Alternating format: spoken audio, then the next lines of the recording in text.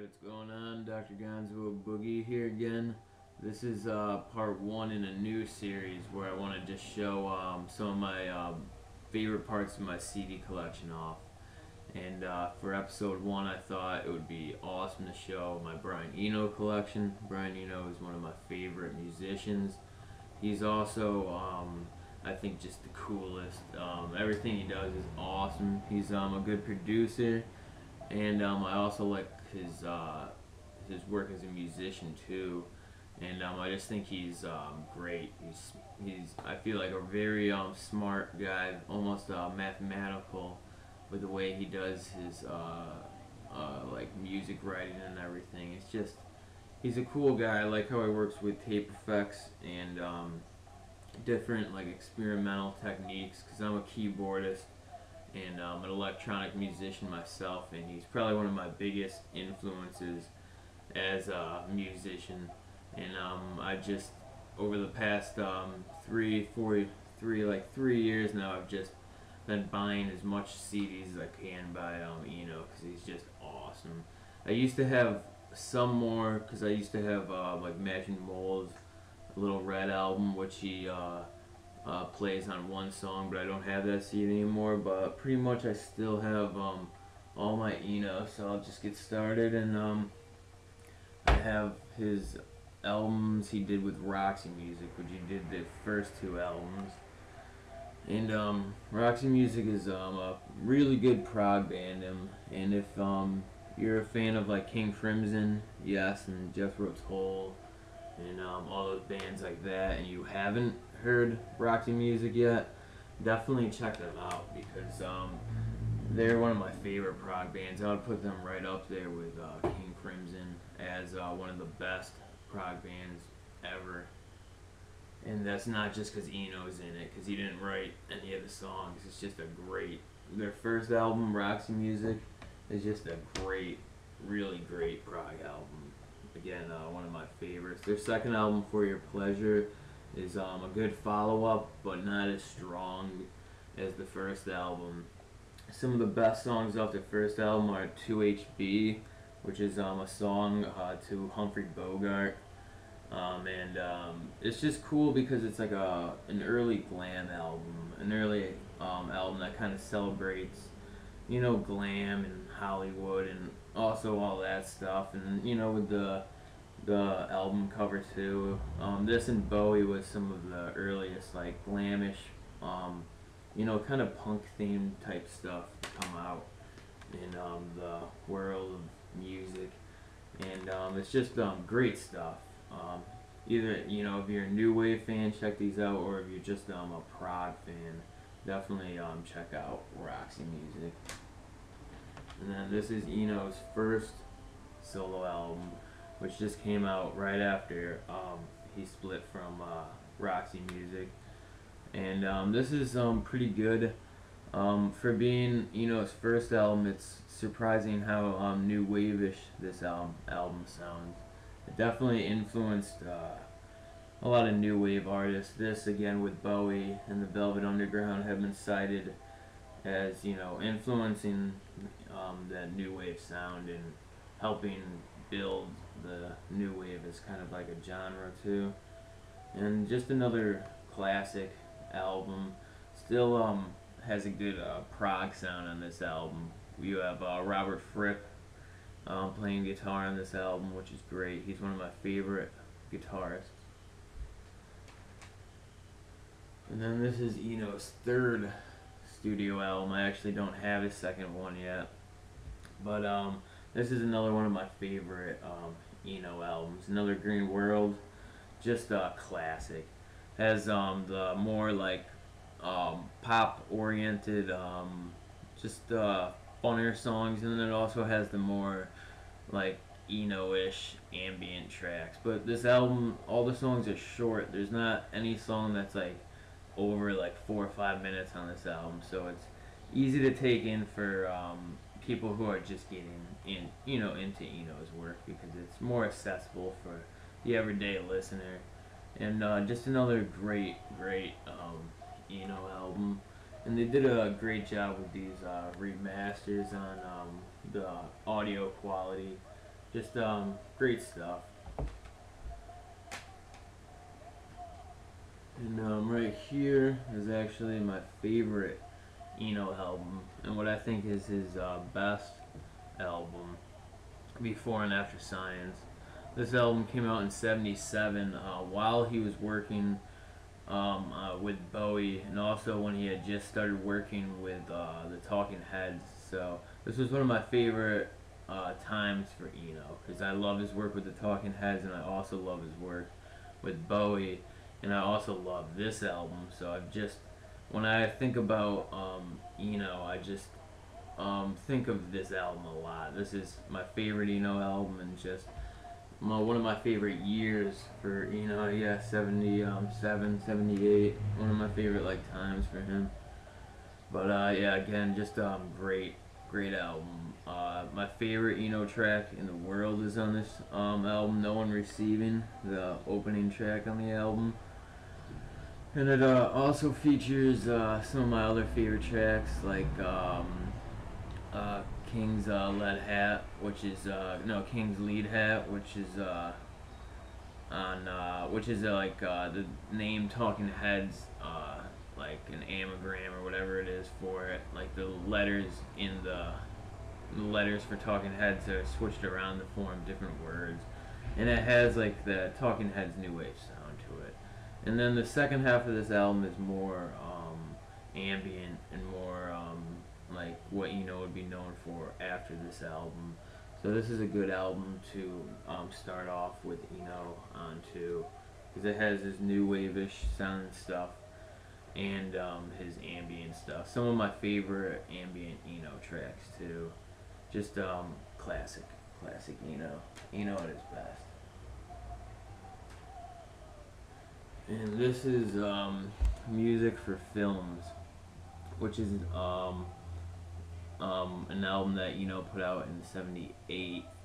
And this album is more ambient, because it has no, it's all instrumental tracks, but it's still a really great album. Great for just chilling back to, or painting a picture, whatever you do to pass time, It's a good album to just relax on. It's intense, but it's still relaxing at the same time, which is something that Eno is very good at doing musically. And then here I have his 3 albums he collaborated with Bowie, which is the Berlin, became known as the Berlin Trilogy, or it's been known as the Berlin Trilogy. But this is Low, which is the first one him and Eno worked on together, which is just awesome. And one of my favorite Bowie albums, probably maybe even my second favorite Bowie album. Again, I love Bowie also, and I love Eno, so Bowie and Eno together, this is just, dream come true. And then an even bigger dream come true is Bowie, Eno, and Fripp all together on an album, Heroes. This is, in my opinion, David Bowie's best album. It's I think his best out of his experimental albums too.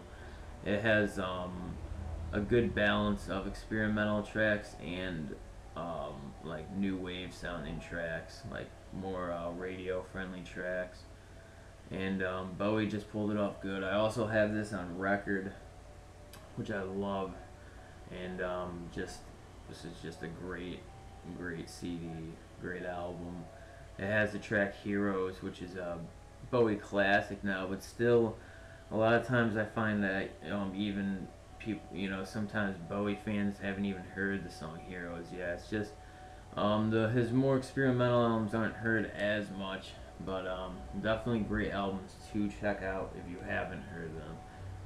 And this is the third in the Bowie Eno trilogy, and this is Lodger, which is my least favorite in the trilogy, but that's not saying I don't like this album, because I love this album. Again, it's probably one of my favorite Bowie albums.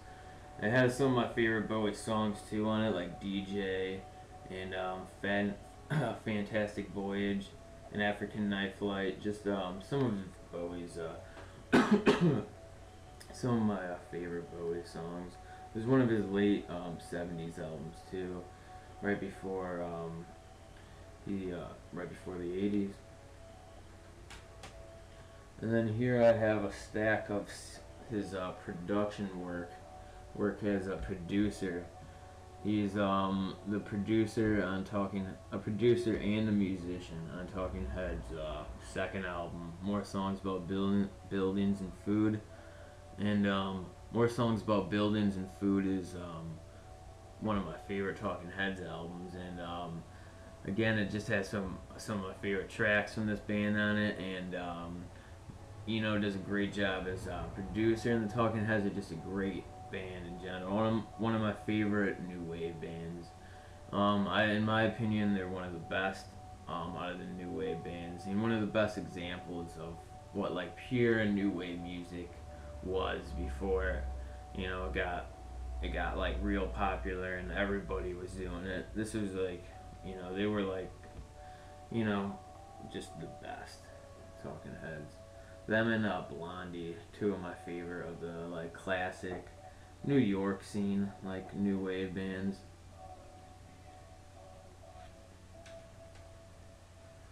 Then Talking Heads' third album, Fear of Music, which I love. Again, I love all these albums, so I'm probably gonna say that to all of them. But yeah, just a classic. If you don't have this in your Talking Heads collection, what the fuck, go and buy it. Again, produced by Brian Eno, and he's also a musician on this one, and he's credited as a writer on a couple of the tracks. At this time, this is when Talking Heads were just at their best. This and Remain in Light, which is right here. And this is my favorite Talking Heads album, Remain in Light. Just probably the most experimental album, and probably it has so many influences like funk, like Afrobeat, and just everything, electronic, dance. It even has, it's got its post-punk and punk influences in it still. It's just one of the best albums to come out in the early 80s, and also one of my favorite 80s albums in general. All the songs on this album are written by the Talking Heads and Brian Eno. So Eno has writing credit now on every track, which is awesome if you're an Eno fan like me. And it's also solely produced by Eno. The other two albums are produced by the Talking Heads and Eno. This is the only one that is credited to just Brian Eno as the producer. And this has some of my all-time favorite Talking Head songs in general. Once in a Lifetime and Born Under Punches is just some of my favorite Talking Head songs. I've listened to them so many times that I just, I probably have annoyed everybody who's around me from playing those songs so many times in my car. But I just love this band. Talking Heads, Remain in Light. If you don't have this album and you're a new wave or experimental music fan, definitely buy it. And this is an album that Brian Eno and David Byrne from the Talking Heads. David Byrne is the lead singer, guitarist, and songwriter for the Talking Heads. This is an album that Brian Eno and David Byrne made together called My Life in the Bush of Ghosts. It's a very experimental album. Features no vocals from Eno or Byrne. Just it features samples from like radio stuff and TV stuff or wherever they got the samples from. But it just features very strange samples of random people talking, and they sampled it. It's cited as one of the first albums to use like sampling on every single track, and they use sampling as kind of like one of the main almost instruments on the album. And just another album that's way ahead of his time, which is always way ahead of his time with everything he's putting out. If not ahead of his time, he was just doing things that no one else was doing at his time, or one of the first people to do some of the stuff he does. And again, just this is another good album. but I would say this is more for if you're just a huge Talking Heads fan like me, and just want to get anything connected with the band, because this is as close as you can get to another Eno and Heads collaboration, except the newer album that they put out, David Byrne and Brian Eno, which I still need to get around to buying. And this is Devo's first album, which is produced by Eno also. And I've heard that Devo had some problems working with Eno, I guess. They weren't too happy or receptive of some of Eno's like ideas and suggestions. So, of course, me being a huge Eno fan is gonna make me kind of not, like that too much. But I still love this album. It's a classic new wave sounding album. It has that same style and feel as early Talking Heads. Not as good as early Talking Heads. Almost, I would say, a copy of the sound of early Talking Heads, but they still have their own little Devo thing, which makes it a little unique. So, this is definitely a fun one to check out for a new wave and for an Eno fan, just because it's another new wave album. And then this is the last but not least in my Eno collection for right now, which is No New York, which is an album that Brian Eno produced, and it features no wave bands, which no wave was a genre in the late 70s and early 80s that was kind of against that new wave, like glammy, like Hollywood image. Like I'm a fan of both. I love new wave, no wave, post punk, punk rock. I love it all. It's just they're all good stuff. So this is another classic album, although this one is more experimental. But if you're a fan of experimental music, like